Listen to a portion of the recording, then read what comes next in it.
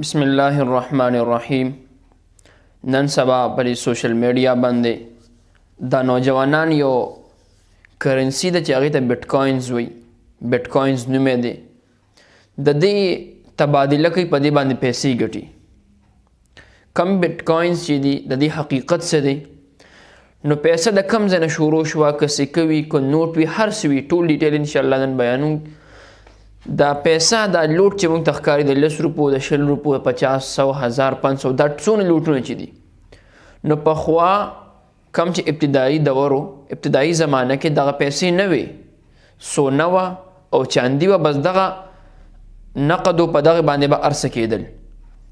چا به یو څیز پکار شو، سونه به یې ورکړه، چاندي به یې ورکړه، هغې باندې به یې مبیعه او خپل څیز هغه واغشتو.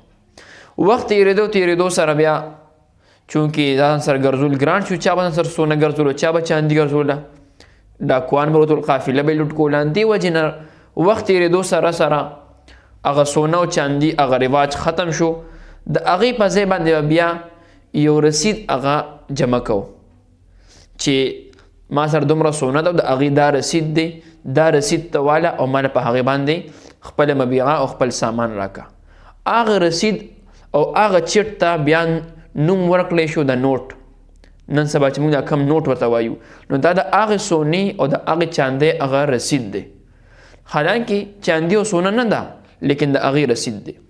اوس دا د انګریز د چال نه خالی نشي کېدی چې هغوی خو موږ نه سونه او چاندي هغه واغشته، نوټ یې راکړو، اوس دا نوټ اخیستل غواړي او د هغې په ځای باندې بیټ کوینز چې کومه یادیږي، دا بیټ کوینز کرپټو کرنسي چې ورته وایي، دا اوس موږ نه دغه نوټ هم وصولوي چې دغه نوټ هم جمع کېل ته، او دا کرنسي چې کومه ده دا آنلاین وي، لکه څنګه چې ایزي پیسه وي یا ایزي لوډ وي یا موبایل ته پیکیج کیږي، دغه رنګې به تا سره د ایزي لوډ په شکل کې یا د ایزي پیسه په شان تا ته بس پیسې راځي.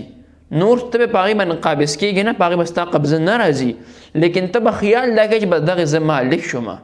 اوس پس چل انګریز موږ نه سونه چاندي قبضه شوه، اوس نوټ قبضه کوي. دغه نوټ چې قبضه کوي نو د دې لپاره منصوبه دا راوښکله چې زموږ نه دغه کرپټو کرنسي، دغه بیټ کوینز هغې موږ ته راواچو چې دې کې فایده زیاته ده. نو چې دا نوجوان په دغې بیټ کوینز په دغې سکه باندې شي، موږ به هغه نوټ هم قبض کوه، بیا به آخره کې موږ ته محتاج شي. نو اوسه پورې چې د مفتیانو حضرات کومه فتوا ده، د شیخ الاسلام حضرت اقدس مفتی محمد تقی عثمانی صاحب دامت برکاتهم العالیه، د هغوی فتوا دا هم ده چې نن سبا موږ په دې باندې خبره نشو کولی او د دغې کاروبار دا حلال نه دی، دا حرام دی.